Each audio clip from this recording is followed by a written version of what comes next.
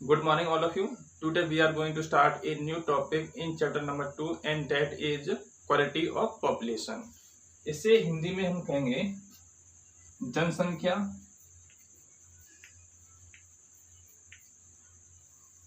की गुणवत्ता। इसमें एक वर्ड आ रहा है गुण। इसका मतलब हुआ उसके अंदर कौन कौन से गुण हो सकते हैं।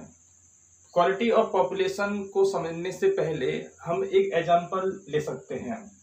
मान ली सपोज 2 फैमिलीज हैं और उनका नाम है family A and family B. इस फैमिली के अंदर 10 मेंबर्स हैं एंड यहाँ पर आपके 4 मेंबर्स हैं। फैमिली ए के अंदर कोई भी पर्सन एजुकेट नहीं है, यानी कि वो अनएजुकेटेड है और उस घर में हमेशा लड़ाई होती रहती है। वो किसी की बात भी नहीं मानते हैं। बात क्यों नहीं मानते हैं? क्योंकि उनके पास में एजुकेशन नहीं है, इसलिए उनके अंदर मैनर्स भी नहीं है ना। और फैमिली बी के अंदर 4 मेंबर्स हैं, वो सभी के सभी एजुकेटेड हैं, उनके अंदर मैनर्स भी हैं, वो बात मानते हैं और शांति से रहते हैं, है ना, पीसफुल रहते हैं। तो आप जब इन दो फैमिली को देखेंगे तो इन दोनों फैमिली में से बेस्ट कौन सी फैमिली है? फैमिली बी बेस्ट है। भले ही इसके अंदर मेंबर्स कम है, लेकिन उन मेंबर के अंदर क्या क्वालिटीज है? वो एजुकेटेड हैं, वो शांति से रहते हैं, उनके अंदर मैनर्स हैं। और फैमिली बी के अंदर क्वांटिटी है, संख्या ज्यादा है लेकिन मैनर्स नहीं है, यहाँ पर क्वालिटी है ना। इसी तरह से किसी देश के अंदर पॉपुलेशन बहुत ज्यादा हो लेकिन पढ़ी लिखी ना हो, ना उसके पास में एजुकेशन है, ना उसके पास में हेल्थ है ना। दूसरी तरफ पॉपुलेशन दूसरी कंट्री में कैसी है? कम है, लेकिन उनके पास में एजुकेशन भी है और हेल्थ भी है। तो इन केस के अंदर बी कंट्री की जो पॉपुलेशन होती है वो बेस्ट है, क्योंकि उस पॉपुलेशन की क्या है? क्वालिटी है, वो क्वालिटी वाली पॉपुलेशन है। यहाँ पर एक क्वेश्चन आता है कि किसी भी कंट्री की पॉपुलेशन की क्वालिटी को कैसे इंक्रीज किया जा सकता है। पॉपुलेशन की क्वालिटी इंक्रीज कब होगी? जब उसके पास में एजुकेशन होगी। किसी भी कंट्री की पॉपुलेशन की क्वालिटी को हम 3 तरह से इंक्रीज कर सकते हैं। एक तो उसकी एजुकेशन अच्छी होनी चाहिए, और उसके पास में हेल्थ होनी चाहिए, एंड उसके पास में स्किल्स होनी चाहिए। देखिए, अगर पॉपुलेशन के पास में एजुकेशन है तो पॉपुलेशन के पास में क्या है? क्वालिटी है। अगर पॉपुलेशन के पास में हेल्थ अच्छी है तो पॉपुलेशन की क्वालिटी कैसी है? अच्छी है। हेल्थ का मतलब यहाँ पे क्या है कि पॉपुलेशन की लाइफ एक्सपेक्टेंसी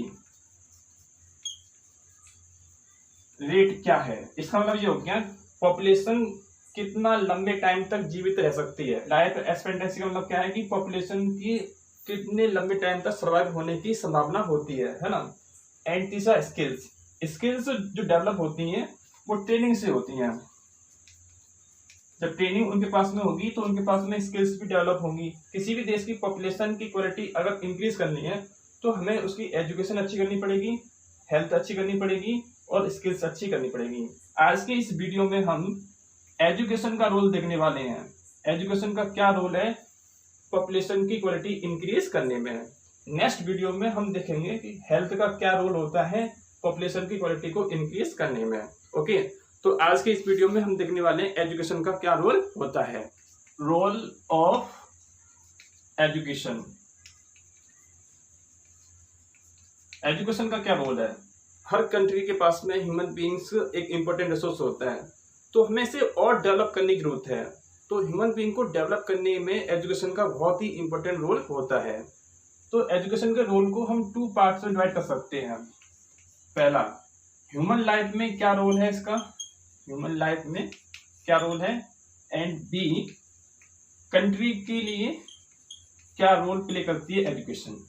तो हम सबसे पहले देखते हैं कि ह्यूमन की लाइफ में क्या रोल होता है एजुकेशन का। ओके, तो पॉइंट नंबर ए है आपका role of education in human life. Human life में क्या रोल होता है एजुकेशन। सपोज इस पर्सन के पास में एजुकेशन है, तो हमें यहाँ बताना है कि एजुकेशन प्राप्त होने से इस पर्सन में क्या क्या चेंजेस आएगा। तो देखिए, जब इसके पास में एजुकेशन होगी तो एजुकेशन इसकी पर्सनैलिटी को इंक्रीज कर देगी, इम्प्रूव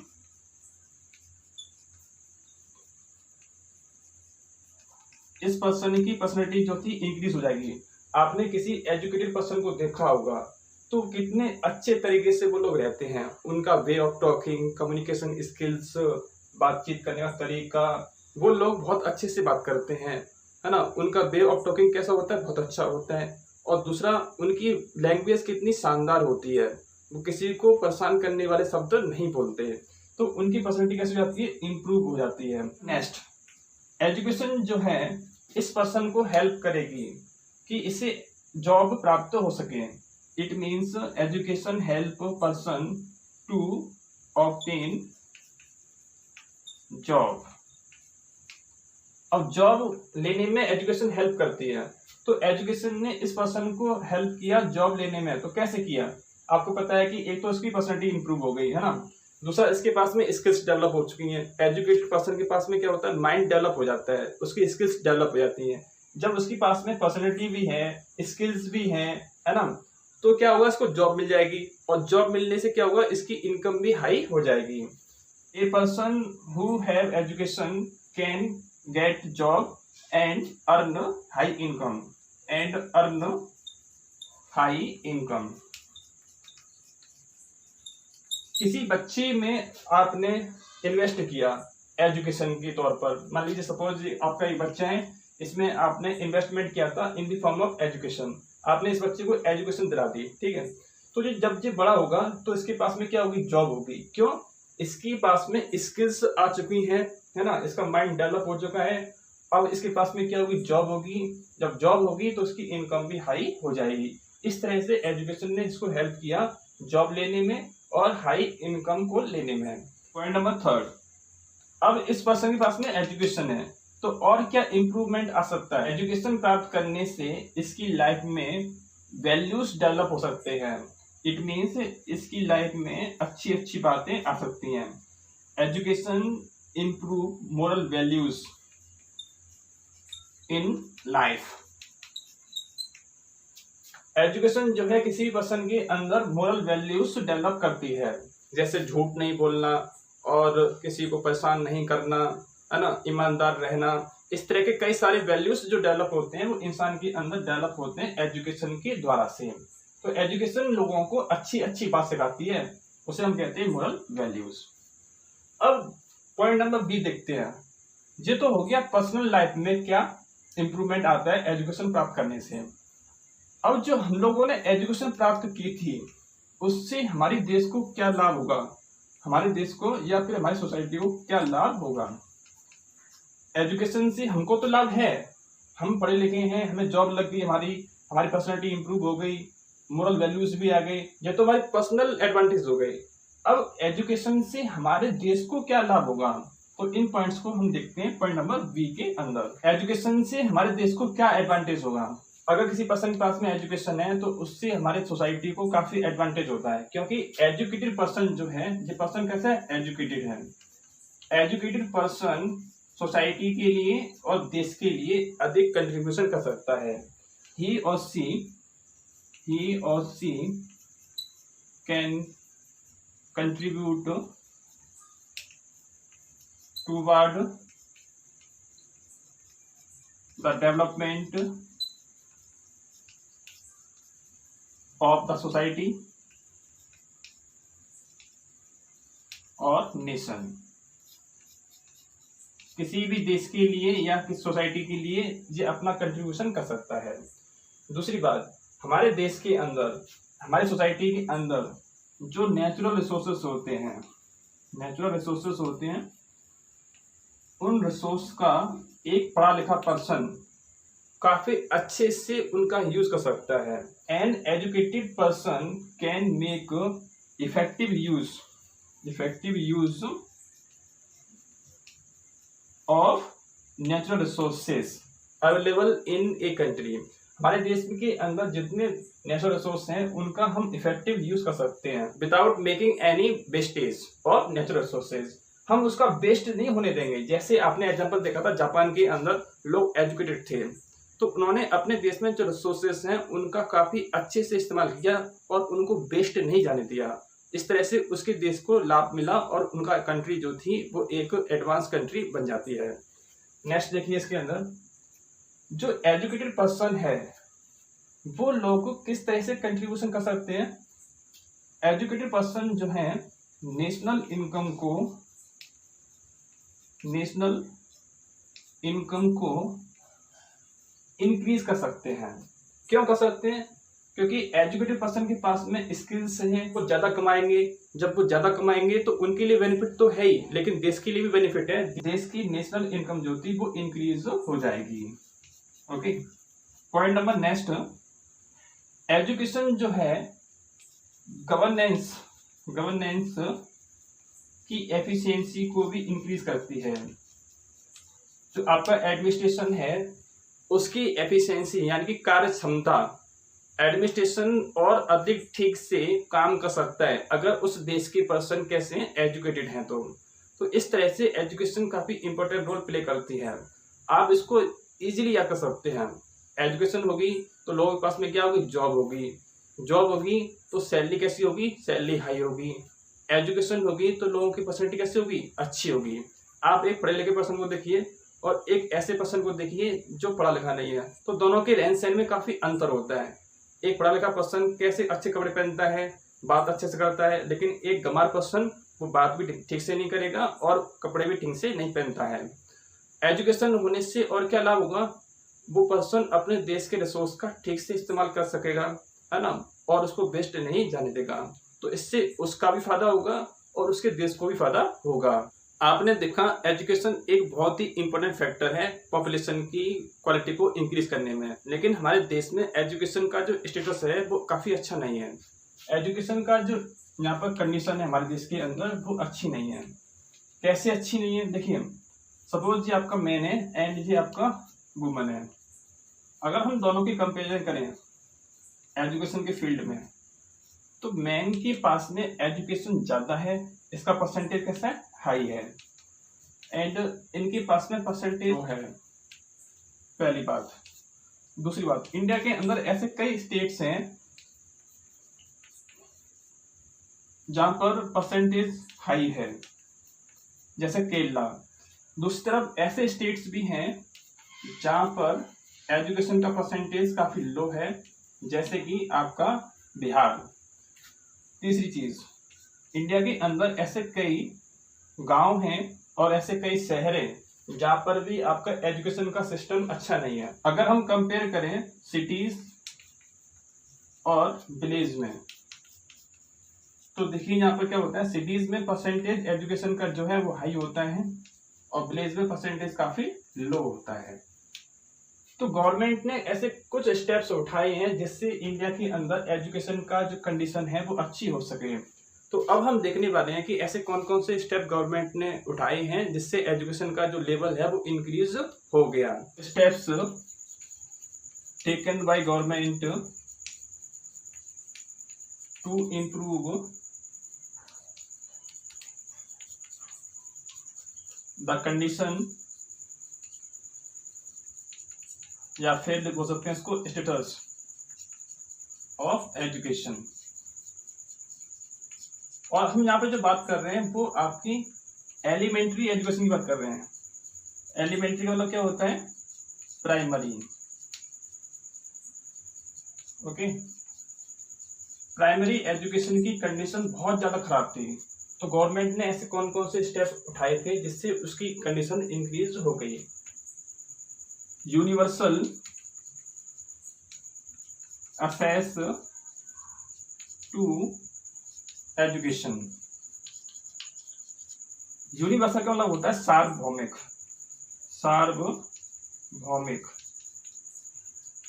इसको और सिंपल करें तो इसका मतलब क्या है, सभी लोगों के पास में एक्सेस का मतलब होता है पहुंच होनी चाहिए कि वो एजुकेशन तक जा सके। इसका मतलब ये हो गया सभी लोगों के पास में राइट होना चाहिए कि वो एजुकेशन को प्राप्त कर सके। इसका क्या मतलब हो गया, सभी लोगों के पास में। इसका मतलब होता है कि वो एजुकेशन को प्राप्त कर सके।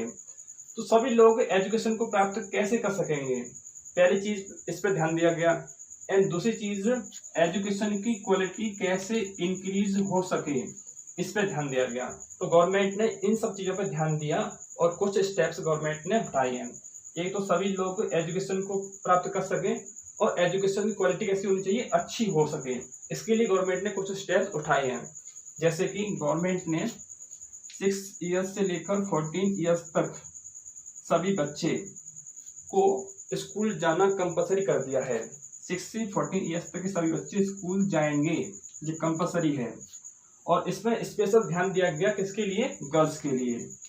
गर्ल्स को अनिवार्य तौर पर जाना है, क्योंकि गर्ल्स की एजुकेशन और भी ज्यादा खराब है, इसलिए गर्ल्स पर फोकस ज्यादा किया गया है। कोई भी पेरेंट्स इन बच्चों को जिनकी एज 6 से 14 ईयर के बीच में है, अगर स्कूल जाने से रोकता है, स्कूल जाने नहीं देता, तो गवर्नमेंट उसको पनिश भी कर सकती है। पॉइंट नंबर नेक्स्ट, गवर्नमेंट ने हर डिस्ट्रिक्ट के अंदर पेस कीपिंग स्कूल्स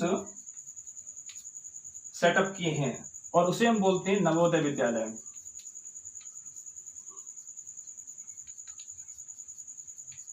आपने इसके बारे में सुना होगा, हर डिस्ट्रिक्ट के अंदर एक पेस कीपिंग स्कूल होता है, इसे हम कहते हैं नवोदय विद्यालय। और इसके अंदर क्या होता है कि गांव के पर्सन के लिए, गांव के जो बच्चे होते हैं उनके लिए 75 सीट रिजर्व होती हैं, 75% सीट रिजर्व होती हैं। सिटी के 25% बच्चों के लिए सीट रिजर्व होती हैं। जी वो बच्चे हैं जो काफी होशियार बच्चे होते हैं। तो नवोदय विद्यालय हर डिस्ट्रिक्ट के अंदर खोले जाते हैं। इससे क्या हुआ, एजुकेशन की क्वालिटी इंक्रीज होगी। गवर्नमेंट ने बच्चों के लिए वोकेशनल एजुकेशन का सिस्टम अपनाया है। वोकेशनल को हम कहते हैं व्यावसायिक, इसका मतलब होता है शिक्षा।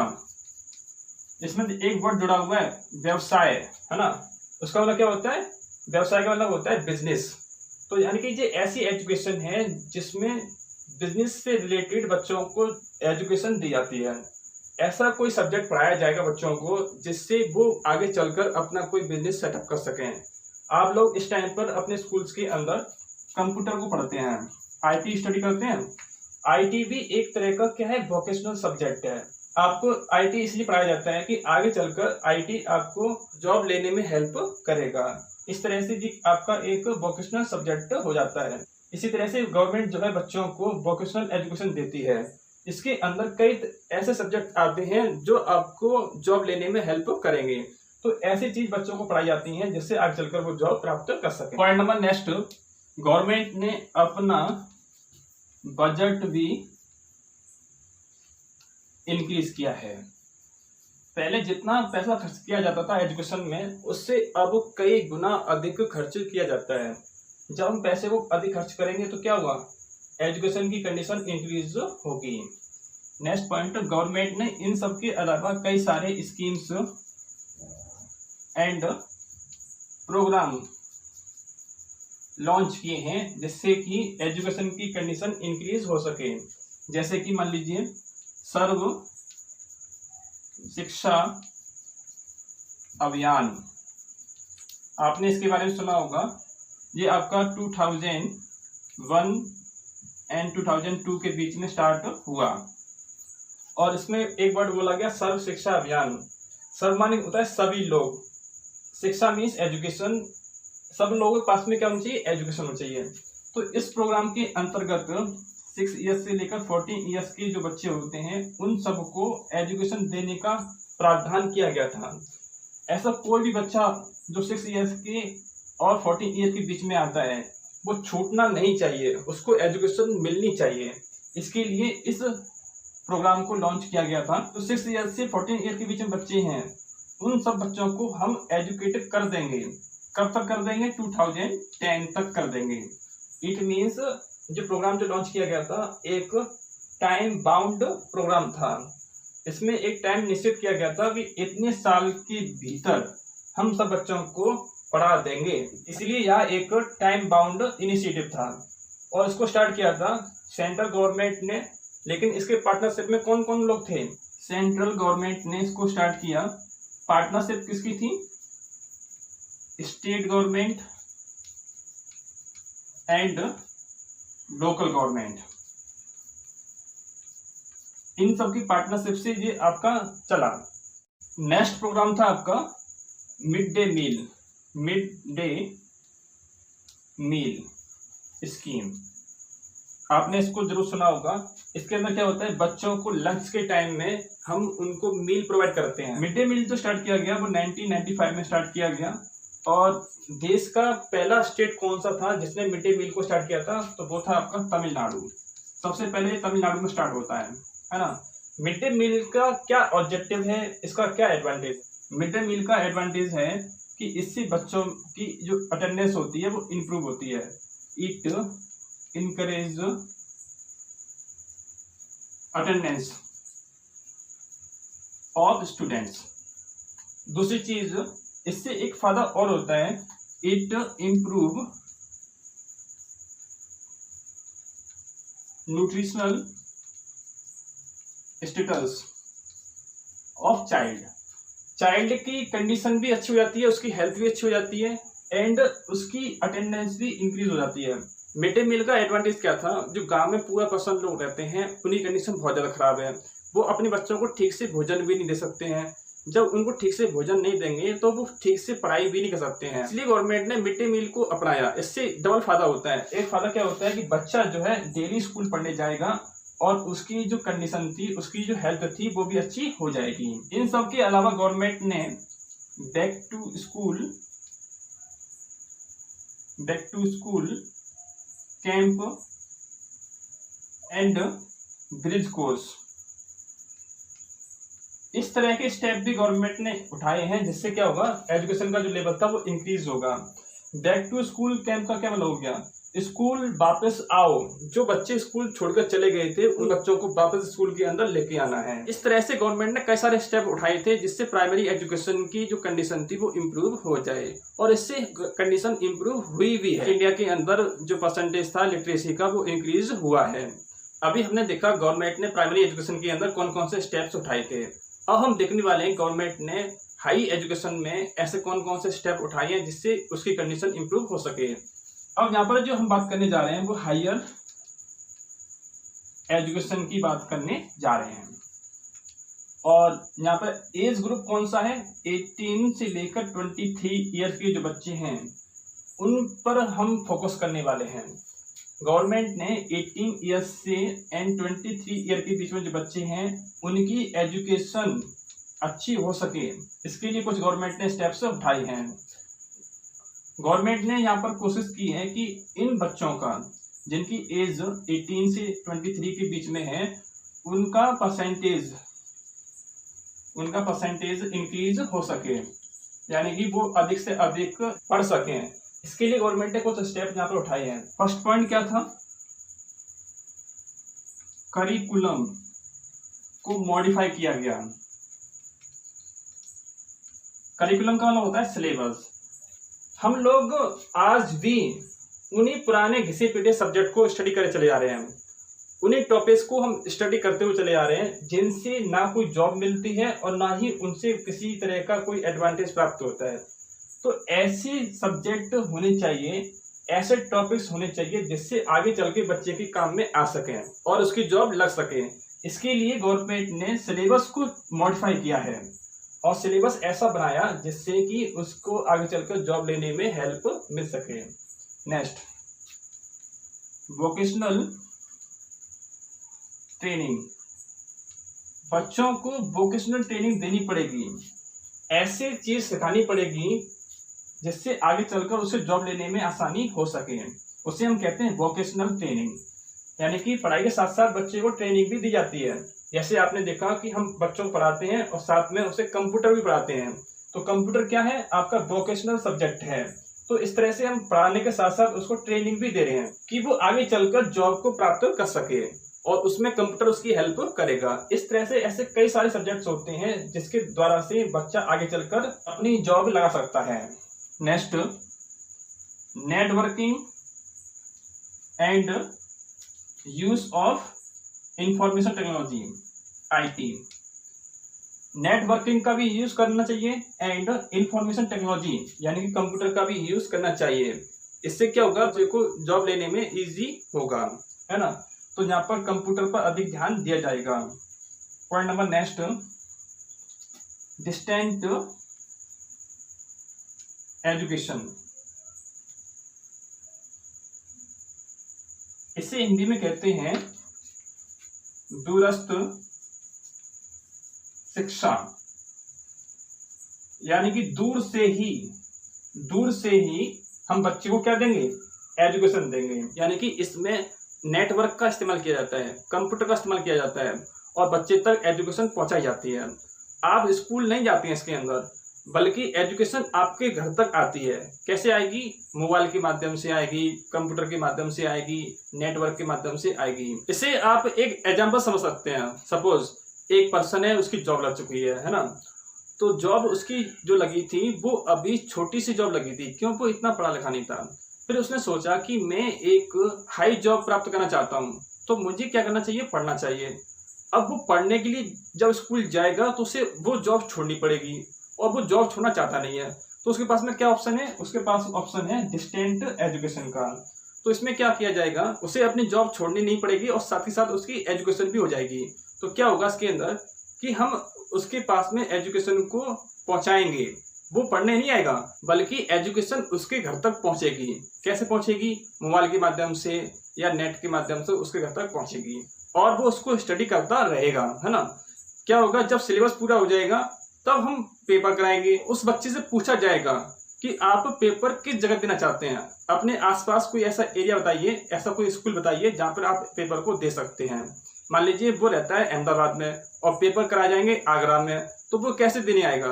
तो अहमदाबाद में ही पेपर कराए जाएंगे, तो वो पर्सन जो है एक ऐसा स्कूल का नाम बताएगा जो उसके पास में होगा, तो उसमें ही पेपर कराए जाएंगे। तो इससे क्या होगा, उस पर्सन को स्कूल तक पहुंचने में दिक्कत तो नहीं होगी। और यही इसका क्या है, ऑब्जेक्टिव है। यानी कि जो बच्चे बहाना बनाते हैं कि पढ़ाई हम कैसे कर सकते हैं, स्कूल बहुत दूर है, हम तो जा ही नहीं सकते, तो उन लोगों के लिए क्या ऑप्शन है, डिस्टेंट एजुकेशन उनके लिए ऑप्शन है। इसमें आपको स्कूल के पास नहीं जाना, बल्कि एजुकेशन आपके घर तक आएगी। इसे हम कहते हैं डिस्टेंट एजुकेशन। इंडिया के अंदर ऐसे कई स्टेट्स हैं जहाँ पर दूर दूर तक कोई स्कूल नहीं होता, तो बच्चे एजुकेशन को प्राप्त नहीं कर पाते। तो ऐसे में डिस्टेंस एजुकेशन जो है बहुत ही अच्छा ऑप्शन होता है कि हम उन बच्चों को घर बैठ के एजुकेशन दे सकें। तो इसके लिए क्या करते हैं, नेटवर्क का इस्तेमाल करते हैं। जितने भी स्टडी मटेरियल होता है हम बच्चों को घर तक पहुंचाते हैं, है ना। तो इसे हम कहते हैं डिस्टेंट एजुकेशन। नेक्स्ट, गवर्नमेंट ने और क्या किया, गवर्नमेंट ने कई सारे कॉलेजेस एंड यूनिवर्सिटीज सेटअप की हैं। इससे क्या होगा, इससे हायर एजुकेशन जो थी वो आपकी इम्प्रूव होगी। आज की इस वीडियो में आपने देखा कि पॉपुलेशन की क्वालिटी को हम कैसे इंक्रीज कर सकते हैं। तो पॉपुलेशन की क्वालिटी को हम 3 तरह से इम्प्रूव कर सकते हैं। एक तो उसकी एजुकेशन बढ़ाकर, दूसरी उसकी हेल्थ अच्छी करके एंड तीसरा उसकी स्किल्स डेवलप करके। आज की इस वीडियो में हमने सिर्फ एजुकेशन की इंपॉर्टेंस को समझा था और यहाँ पे हमने देखा था गवर्नमेंट ने किस तरह से एजुकेशन को इम्प्रूव करने की कोशिश की है। नेक्स्ट वीडियो में हम स्टडी करेंगे हेल्थ की क्या इंपॉर्टेंस होती है और हेल्थ को कैसे इम्प्रूव किया जा सकता है। तो आज के इस वीडियो में सिर्फ इतना ही। Thank you.